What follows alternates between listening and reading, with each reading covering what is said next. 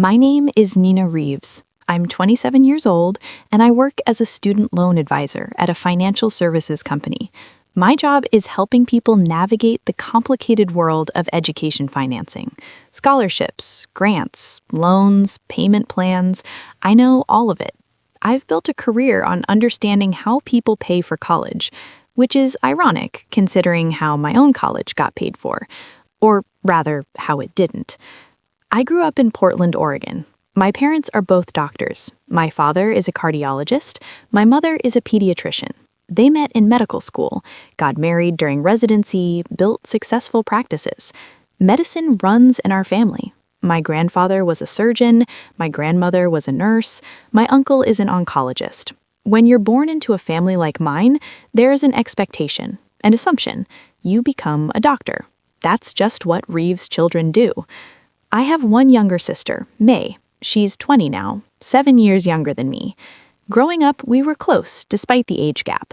I helped her with homework, took her to the park, defended her from bullies at school. She looked up to me. I loved being her big sister. When I was in high school, everyone assumed I'd follow the family path. Pre-med track, medical school, residency, practice. My parents talked about it constantly. When Nina becomes a doctor. Not if, when. They had my life planned out before I'd even finished freshman year. But I didn't want to be a doctor. I never had. The idea of spending my life in hospitals, dealing with illness and death, memorizing pharmaceutical names and surgical procedures, it felt suffocating. What I loved was art, drawing, painting, design. I'd spent my childhood filling notebooks with sketches. I'd take art electives whenever possible. My room was covered in my work. Art made me feel alive in a way that science never did. My parents dismissed it as a hobby. That's nice, Nina, but you need a real career. Art doesn't pay bills. Medicine does. They said it kindly at first, like they were protecting me from a mistake, guiding me towards stability. When college applications came around, I applied to art schools, Rhode Island School of Design, Parsons, CalArts. I also applied to regular universities with strong art programs, UCLA, University of Washington, schools like that. I didn't apply to any pre-med programs, didn't take the MCAT. I was serious about pursuing art. My parents were furious when they found out. We had a massive fight. My father said I was throwing away my future. My mother cried, said I was breaking her heart. They couldn't understand why I'd choose something so impractical when I had the grades and test scores for medical school. Your grandmother left you money for college, a trust fund. She wanted you to have a good education, to become something, not to waste it on art school. My grandmother had died when I was 15. She'd been close to me, understood me in ways my parents didn't. In her will, she left me a trust fund, $50,000, to be used for my college education. It was set up so I'd get access when I turned 18. The money was mine, legally, but my parents controlled it until then. If you insist on art school, my mother said, you'll pay for it yourself. We won't support this mistake. It's my money, I said. Grandma left it for me. She left it for your education, my father corrected, not for you to waste on a degree that leads nowhere. I was 17, still in high school. I had no legal access to the money yet, and my parents made it clear that if I chose art school, they'd fight me on releasing the trust fund. They'd find a way to block it, to make sure I couldn't use it for something they didn't approve of. I was scared. I'd gotten into RISD, my dream school, but without the trust fund, I couldn't afford it. I'd have to take out massive loans, go into debt for a degree my parents said was worthless. I didn't know what to do. In the end, I compromised. I went to University of Oregon, stayed local, majored in graphic design, which felt close enough to art that I could tolerate it. My parents weren't happy, but they paid for it, used my trust fund to cover tuition, room and board, everything. I graduated with a degree in graphic design and zero debt, but I never forgave them for taking away my choice, for holding my grandmother's money hostage unless I did what they wanted, for making me feel like my dreams didn't matter. After college, I moved to Seattle, got a job at a financial services firm helping students plan for college costs. It was stable, practical, the kind of career my parents could at least pretend to be proud of. We had a distant relationship. I'd call on holidays, visit once or twice a year, but the closeness was gone. They'd made their feelings clear. I was a disappointment. Meanwhile, May was growing up. She was smart, like me, but unlike me, she wanted to be a doctor. She loved science, volunteered at hospitals, shadowed our parents at their practices. She was everything they'd hoped I'd be. When May applied to colleges, she got into Johns Hopkins pre-med program, one of the best in the country. My parents were ecstatic. Finally, a daughter who understood the value of medicine, who wouldn't waste her potential on something frivolous. I was happy for May, genuinely. She was following her dream, just like I'd wanted to follow mine. The difference was that her dream aligned with what our parents wanted. She didn't have to fight for it. At May's high school graduation party, my mother pulled me aside. "We're so proud of May. She's going to Hopkins on a full scholarship. Can you believe it? Full ride. She won't have to worry about money at all." "That's amazing," I said, and I meant it. Scholarships like that were rare, competitive. If May had earned it, that was impressive. "Unlike some people," my mother added with a pointed look at me, "May knows how to make smart choices." I ignored the jab, let it slide. I was used to being compared to May by then, used to being the cautionary tale of what happens when you don't listen to your parents. Over the next few years, I focused on my work. I was good at my job, helped hundreds of students figure out financial aid packages, loan options, scholarship opportunities. I found it satisfying, like I was giving other people the guidance and support I'd wished I'd had. Then, about 6 months ago, something strange happened. A colleague asked me to cover for her while she was on vacation. She handled graduate student accounts. One of her clients was having an issue with loan verification, and I needed to access her files to help resolve it. While I was in the system, I saw a familiar name in the database, May Reeves, my sister. She was listed as a current student at Johns Hopkins. That made sense, she was finishing her junior year. I shouldn't have clicked on her file. It was a privacy violation, but curiosity got the better of me. I wanted to see what her financial aid package looked like, what a full ride actually meant. I opened her file, scanned through the information, and my stomach dropped. There was no scholarship, not a full ride, not even a partial one. May's tuition was being paid in full every semester, but not from Hopkins, not from any scholarship foundation. It was being paid from a private trust fund. The trust had my name on it, Nina Reeves Trust, established by my grandmother. I stared at the screen, not understanding. My trust fund had been used for my college. That's what my parents told me. It was gone, spent on my University of Oregon education.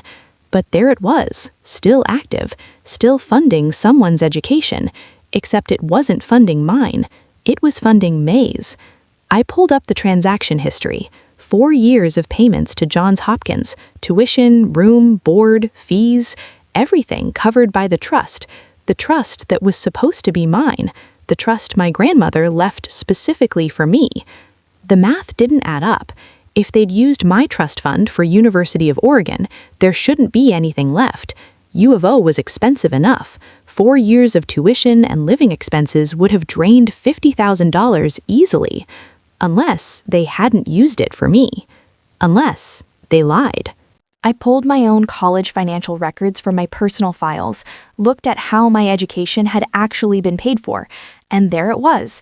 My parents had paid for University of Oregon out of pocket, not from the trust fund, from their own money. They'd saved my grandmother's trust fund, kept it intact, and then given it to May. I felt sick.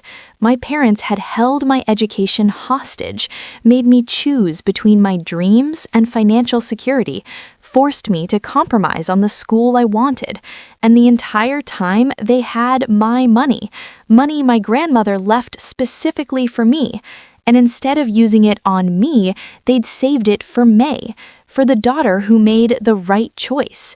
I didn't confront them immediately. I needed to be sure. Needed to understand the full scope of what they'd done. I contacted the trust administrator, a law firm that managed my grandmother's estate. I identified myself as the beneficiary and requested full account history. They sent me everything. My grandmother's will clearly stated that the trust fund was for Nina Reeves's college education, $50,000 to be used for tuition, fees, books, housing, any educational expense. The money was mine. But when I turned 18, my parents had been listed as co-trustees. They had legal authority to manage the disbursements until I turned 25. After that, any remaining funds would transfer fully to me. I'd just turned 27. 2 years ago, I should have gotten whatever was left in that account, but I'd never received anything, never even been notified there was money left. According to the account history, my parents had made minimal disbursements during my college years, maybe $10,000 total, not nearly enough to cover University of Oregon. They'd paid most of my expenses themselves while keeping the bulk of the trust intact. Then when May started at Hopkins, the disbursements increased dramatically, $45,000 over 3 years, nearly the entire original amount, all going to Johns Hopkins for May. When I turned 25, the trust should have transferred to me, but it didn't. My parents, as co-trustees, had petitioned the court to extend their control. They'd claimed the funds were still needed for family educational expenses. The court approved it, standard procedure when there are multiple children. Except the trust wasn't for multiple children. It was specifically for me. My grandmother's will was clear. Nina Reeves, not the Reeves family, not her granddaughters plural, me. My parents had committed fraud. They'd misappropriated trust funds. They'd lied to the court about the trust's purpose. They'd stolen from me and given my inheritance to my sister. I contacted a lawyer, showed them everything, the will, the trust documents, the transaction history, my own college payment records, proving I hadn't received the trust funds. This is a clear case of trust fund misappropriation, my lawyer said. Your parents violated fiduciary duty. They used funds designated for you to pay for your sister's education. You have grounds for a lawsuit. What can I get back? I asked. The full amount, plus interest, plus legal fees, potentially punitive damages. But it'll be ugly. Family lawsuits usually are. I don't care, I said. They stole from me. They need to face consequences. I filed suit against my parents for trust fund theft, demanded return of the full $50,000 plus 7 years of accumulated interest. The lawsuit became public record. Local news picked it up because my parents were prominent doctors. Doctors accused of stealing daughter's trust fund made for a good headline. My parents were shocked, called me immediately, furious. How could you do this to your family? My mother screamed. We gave you an education. We paid for college. With your money, not mine. You used Grandma's money on May, money that was specifically left to me. May needed it more, my father said. Hopkins is expensive. You went to a state school. We paid for that ourselves. We saved the trust where it would matter most. It wasn't yours to save. My grandmother left it for me. Not for May, not for whoever you decided deserved it more, for me. You're being selfish, my mother said. May is going to be a doctor. She's making something of herself. You draw pictures for a living. The money was better spent on her. That's not your decision to make. And I don't draw pictures. I help students pay for college, which is how I found out you've been stealing from me for 4 years. They hung up, hired a lawyer, tried to argue that as trustees, they had discretion over how to use the funds, that supporting family education was within the scope of the trust. But my grandmother's will was explicit. The trust was for Nina Reeves. My lawyer tore their argument apart. The judge wasn't sympathetic. The case took 8 months. During that time, my relationship with my family completely disintegrated. My parents stopped speaking to me. May called once, crying, asking why I was trying to ruin her life. I didn't know, she said. I thought it was a scholarship. I didn't know it was your money. Did they tell you it was a scholarship? She hesitated. They said it was family money, that they'd saved for my education. I didn't ask questions, I just trusted them. That's the problem, I said. We both trusted them, and they lied to both of us. May's graduation was scheduled for May. By then, the lawsuit was nearly resolved. The judge had ruled in my favor, ordered my parents to return the $50,000 plus interest, $32,000 in interest over 7 years, a total of $82,000. My parents were also ordered to pay my legal fees, another $15,000, and they were removed as trustees from any remaining family trusts. The court found they'd violated fiduciary duty and couldn't be trusted with financial oversight. May's graduation was going to be a big event. My parents had invited everyone, extended family, colleagues, friends. They were so proud.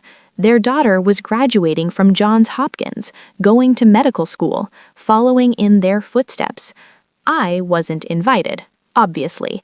I was the villain in their story, the ungrateful daughter who sued her own parents over money. But I went anyway. I had something to say, and May's graduation, with all those people present, felt like the right time to say it. The ceremony was held in a large auditorium, hundreds of graduates, thousands of family members. I sat in the back, wearing sunglasses and a hat. No one noticed me. Why would they?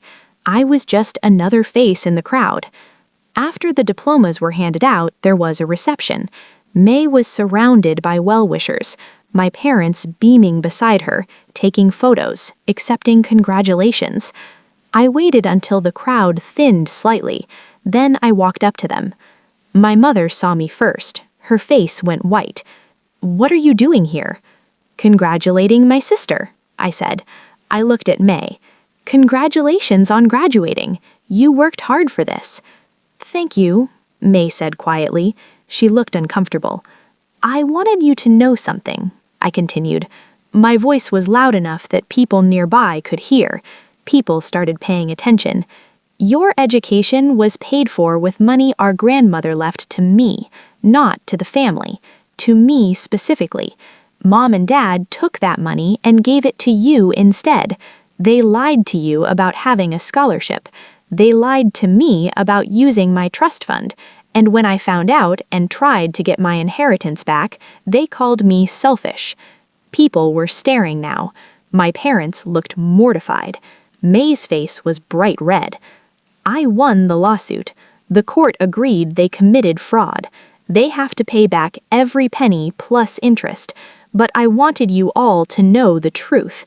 May's Hopkins education paid for by stealing from their older daughter, the daughter they were disappointed in because she chose art over medicine. My father stepped forward. "This is not the time or place." "When is the time?" I asked. "You've spent 4 years lying, 4 years using my money while telling everyone how proud you were that May got a scholarship, 4 years making me feel like a failure while you literally stole my inheritance."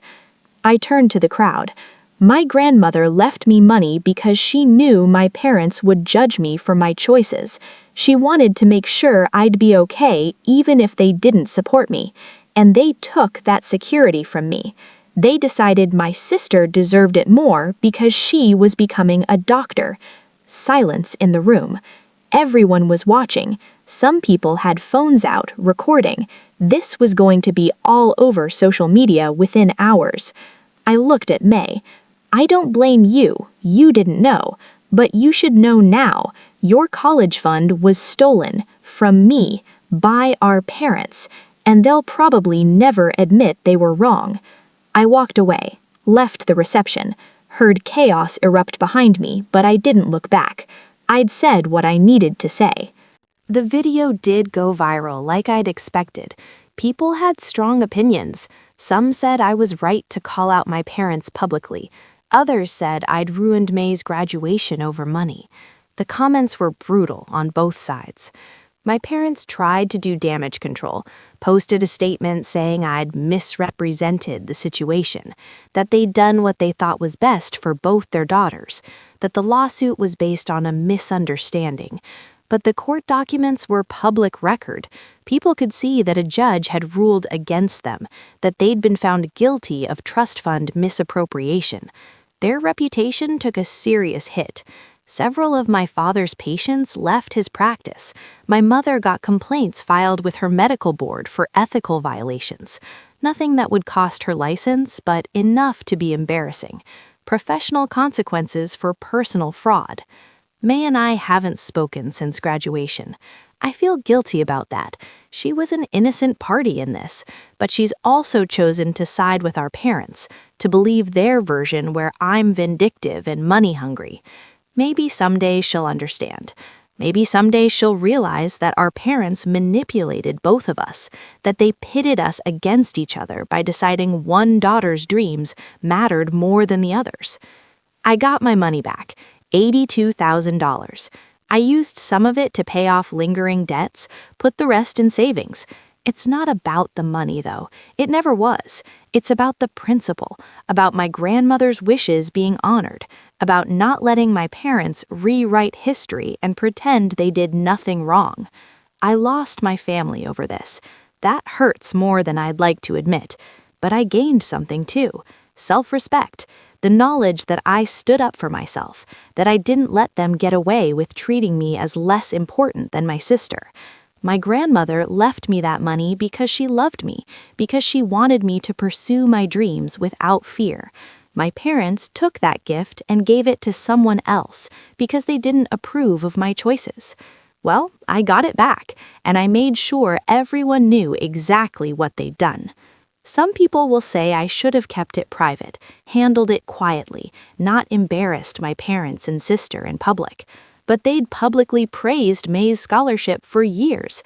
They'd publicly positioned themselves as supportive parents. They'd earned a public reckoning. The stolen trust fund got returned. The truth got exposed. And I learned that sometimes family isn't worth protecting when they've shown you exactly how little you matter to them. My grandmother would have been proud. She raised me to be strong, to stand up for myself, to not accept being treated as less than. I did that, even when it cost me everything else. And in the end, that's worth more than any inheritance.